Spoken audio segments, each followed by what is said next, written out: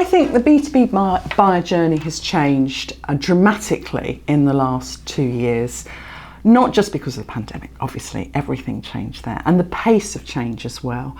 But we as a society have changed dramatically. The way we work, really important changes where we work, but also I think the impact of tech. We all know it, whether we're working virtually or whether we're using new tools. There's so many changes and at pace. We really have to start thinking differently. Yes, I think in terms of the way the buyer journey's changed in response to those bigger societal changes is actually that it's not this perfect linear buyer journey that we talk about in marketing and sales. It's much more, I like to describe it as a cyclone. Other people describe it as going down the plug hole. It's a whirl, if you like. People drop in and they drop out. It's not one step progressing to the next. That, I think, is the biggest difference. Well, I think because of that, we're still very focused, and tech has made us very focused on this linear step by step. And actually that's, I think now, a very broken way of thinking about it. There's a new book, it came out in the beginning of the year, called The Jolt Effect, which has really changed my thinking.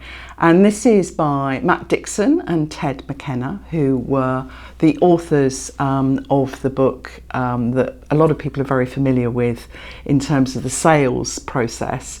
And this one talks about the buyer process. And the buyer process, they say, has stopped. People can't make their mind up. And this indecision is what we have to deal with. This indecision, it's easier not to make a decision than it is to make a decision. And therefore, that's what I think we have to put at the heart of our thinking, is understanding how do we help our buyers, not trying to sell to them, almost not trying to market to them, how are we helping them choose us? I think there's massive pressure on all marketers today to beat quarterly targets. They're part of that sales process. They're working with their sales colleagues. It's too short term. We know in marketing that our job is to provide the growth engine for a business. That's a longer term play. You can't just fixate on the quarterly. The quarterly comes after all the hard work you've put in place beforehand. So I agree. I think there's far too much focus on return on marketing investment. Also, the other reason I think it's a bad thing, it is not possible to measure absolutely everything. We can measure so much more today, which is fantastic, but it's almost become an obsession.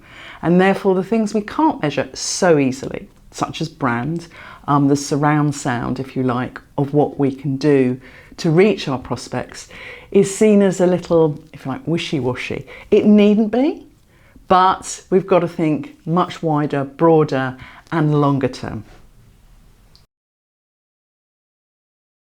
I'm working with a lot of organisations that are really understanding the power of brand.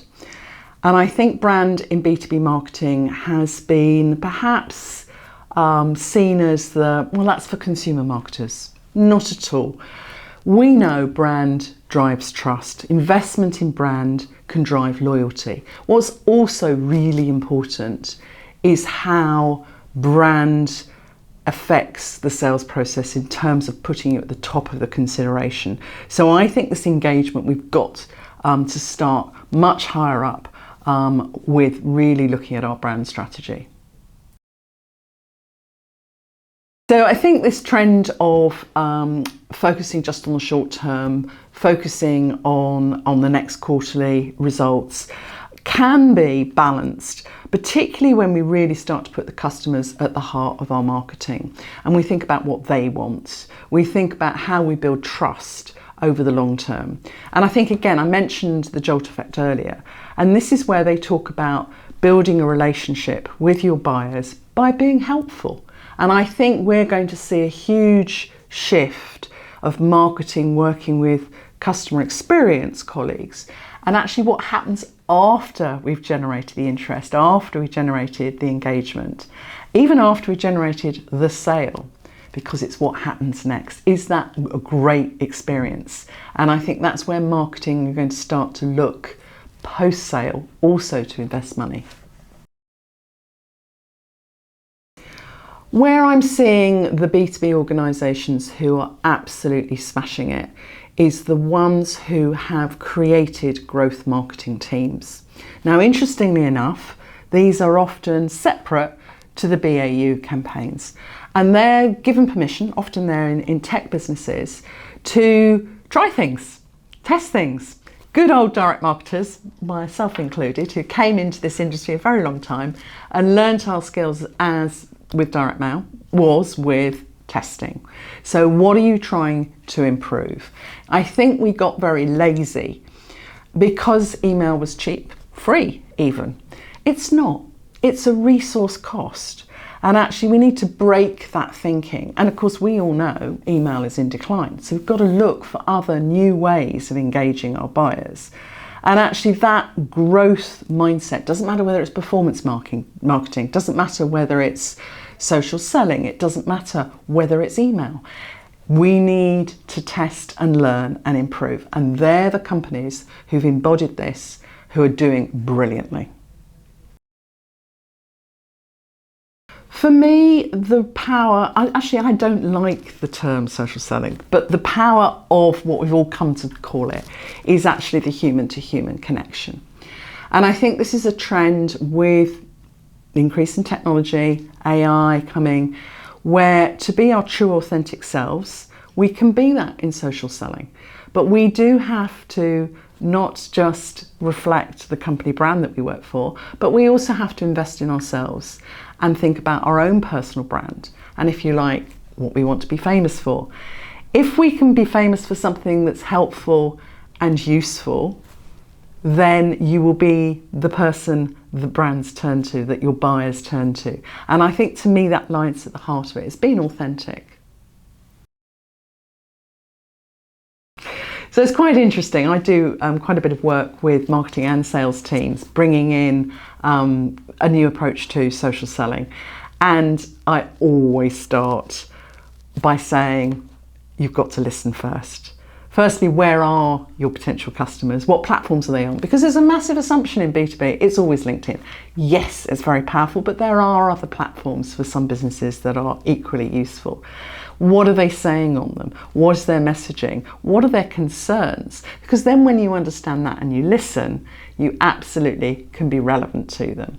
I think the other thing about thinking about social selling is understanding that we all have a lot to learn, myself included. It's changing all the time, so we need to keep up to date with that.